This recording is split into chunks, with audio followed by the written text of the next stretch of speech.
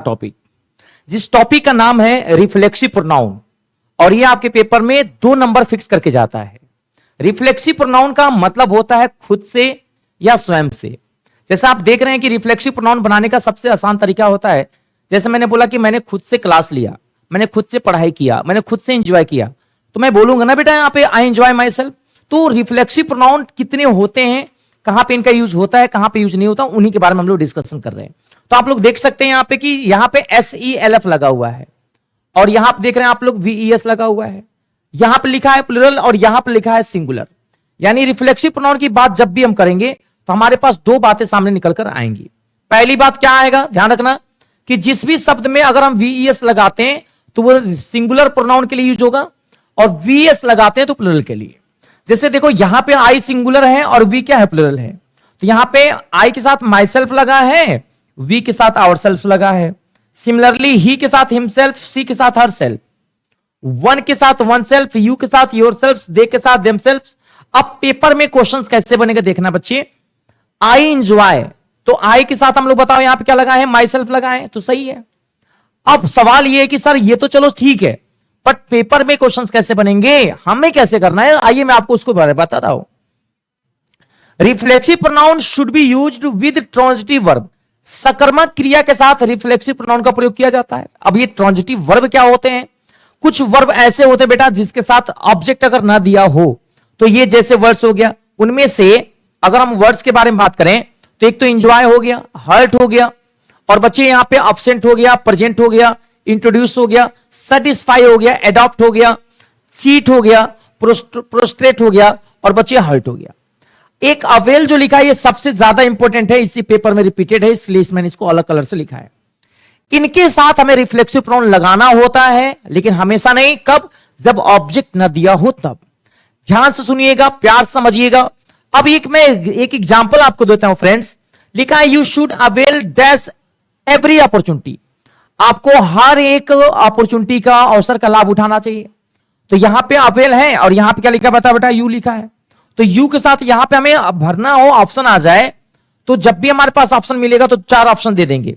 तो पहला ऑप्शन दे देगा यहां पे योर सेल्फ, ध्यान देना, यहां दे देगा बच्चे यहां पे आवर सेल्फ। तो एक तो हमने पढ़ा है कि भाई साहब यू के साथ हमारा योर सेल्फ लगेगा, तो यहां पे भरने के लिए हमारे पास आंसर पहला हो जाएगा। अब एक और मन में डाउट था आपके कि सर हमें ऑब्जेक्ट वाली जो बात है वो समझ में नहीं है, उसको समझा दी।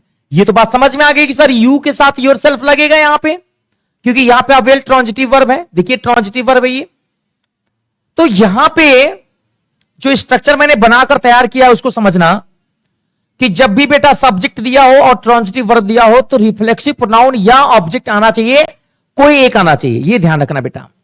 जैसे बच्चों याद देखो सी लिखा, सी सब्जेक्ट है, बोलो हाँ या ना, और इसके साथ इंट्रोड्यूस आ गया, ये ट्रांजिटिव वर्ब हो गया।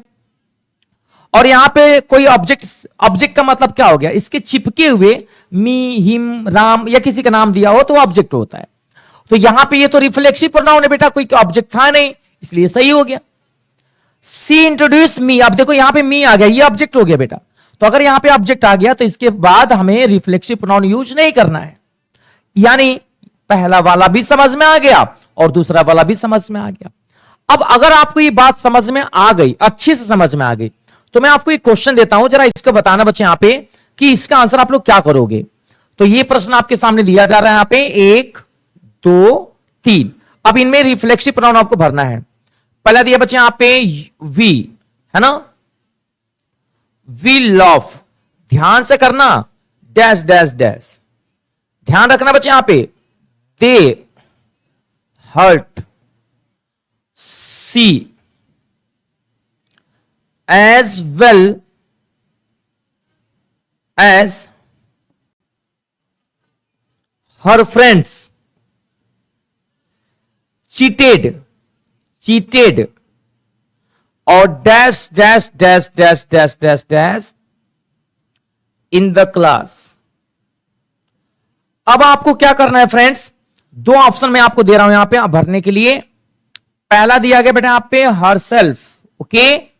सेकेंड दिया बेटा यहां पे देम सेल्फ्स। तीनों क्वेश्चंस टेक्निकल हैं, हल्के बना लीजिएगा।